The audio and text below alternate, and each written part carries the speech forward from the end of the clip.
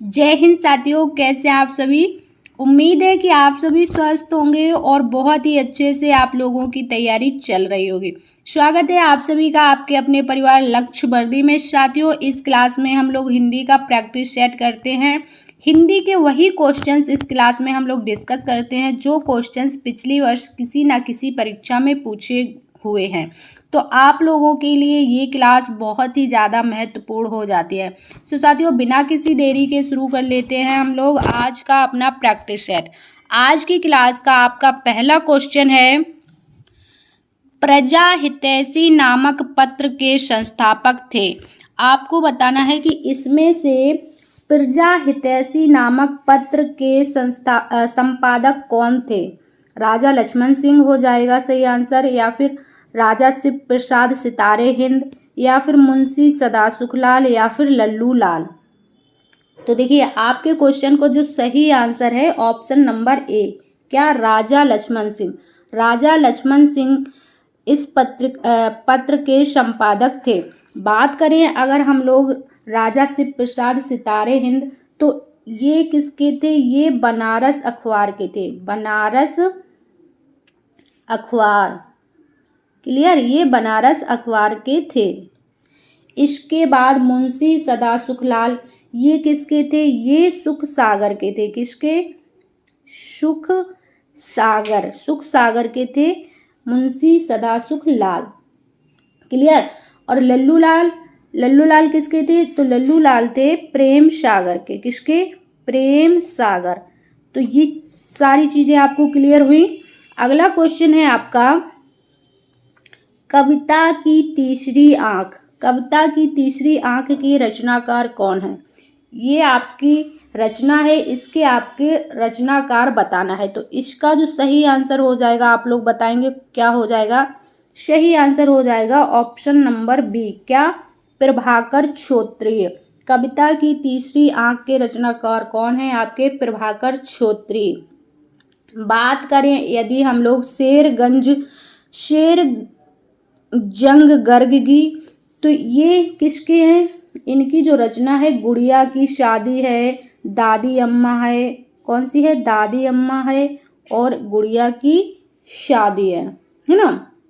इसके बाद मृदुला गर्ग की बात करें तो मृदुला गर्ग की जो है, एक तो आपकी बहुत ही प्रसिद्ध है मिलजुल मन। कौन सी, मिलजुल मन इनकी बहुत ही प्रसिद्ध रचना है। इसके बाद एक और है कठगुलाब है, और भी कई सारी रचनाएं हैं इनकी, क्लियर। इसके बाद अगला क्वेश्चन हो जाएगा आपका, मीरा ने श्याम को पत्र दिया। वाक्य में कौन सा कारक है। मीरा ने श्याम को पत्र दिया, क्या किया, श्याम को पत्र दिया।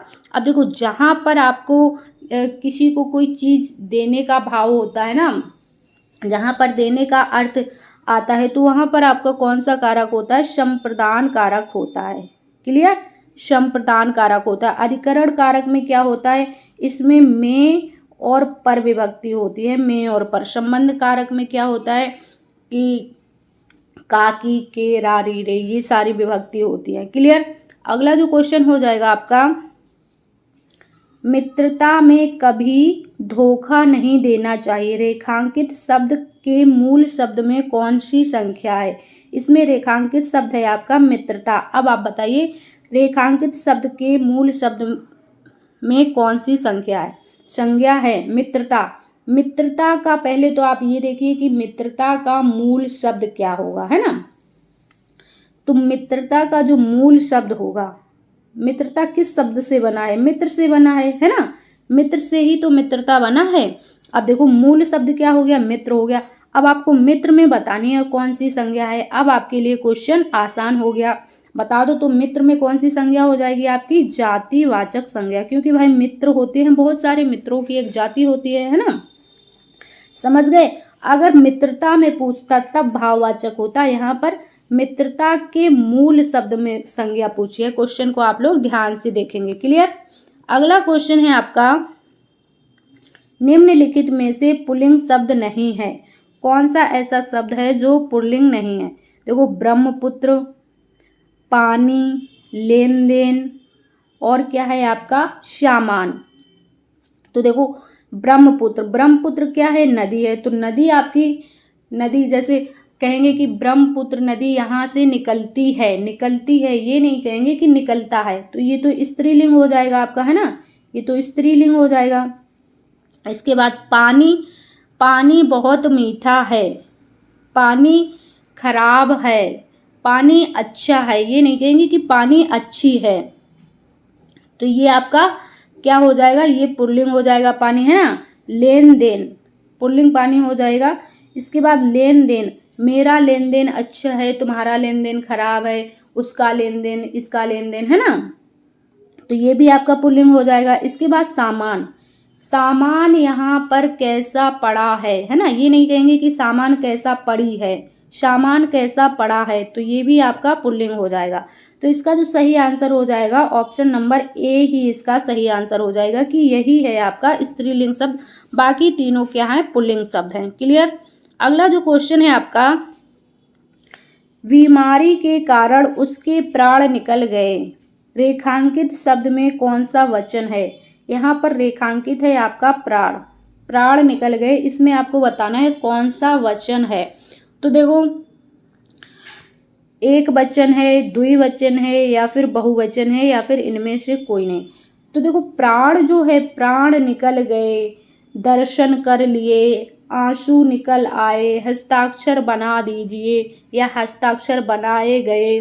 तो ये सारे शब्द क्या होते हैं आपके, हमेशा बहुवचन में प्रयोग किए जाते हैं। प्राण हो गए आपका, है ना, दर्शन हो गया, हस्ताक्षर हो गया, हस्ताक्षर हो गया, है ना।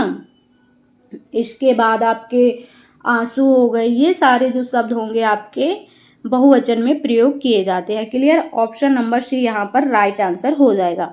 अगला जो क्वेश्चन है आपका, तुम्हारे घर पर कोई काम हो रहा है, वाक्य में सर्वनाम है। देखो कोई कह रहा है कि आपके घर में कोई काम हो रहा है, अब नहीं पता है कि क्या काम हो रहा है। काम तो हो रहा है लेकिन ये नहीं पता कि क्या काम हो रहा है। तो यहाँ पर कौन सा सर्वनाम हो जाएगा भाई, अनिश्चयवाचक सर्वनाम हो जाएगा। अगर कोई ये कह देता कि तुम्हारे घर पे पानी भरा जा रहा है, या तुम्हारे घर पर ईंटें आई हैं, या फिर तुम्हारे घर पर बारिश नहीं, या फिर नल लगवाया जा रहा है, ऐसा कोई काम होता निश्चित जिसका पता होता कि क्या काम हो रहा, तो वहां पर निश्चयवाचक सर्वनाम हो जाता, है ना। अब यहाँ पर कह दिया है कि कोई काम हो रहा है, तो कोई निश्चित नहीं है यहाँ पर कि क्या काम हो रहा है। तो ऑप्शन नंबर बी आपका राइट आंसर हो जाएगा। क्लियर। अब अगला क्वेश्चन क्या है आपका, अगला क्वेश्चन देख लेते हैं। अगला क्वेश्चन कह रहा है आपका, दीदी ने हरे रंग के कपड़े पहने हैं, है ना। वाक्य में विशेषण का भेद है। अब देखो हरे रंग के कपड़े, रंग कैसा है, हरा है, तो इसमें कौन सा विशेषण हो जाएगा। संख्यावाचक का तो कोई मतलब ही नहीं, संख्या 1 2 3 4 संख्यावाचक होगा नहीं, है ना।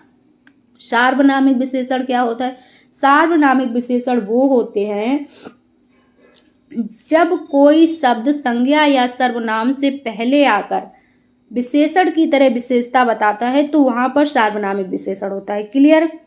इसके बाद परिमाणवाचक, परिमाणवाचक में क्या होता है, नापने तोलने की बात होती है, 4 किलो 5 किलो, है ना।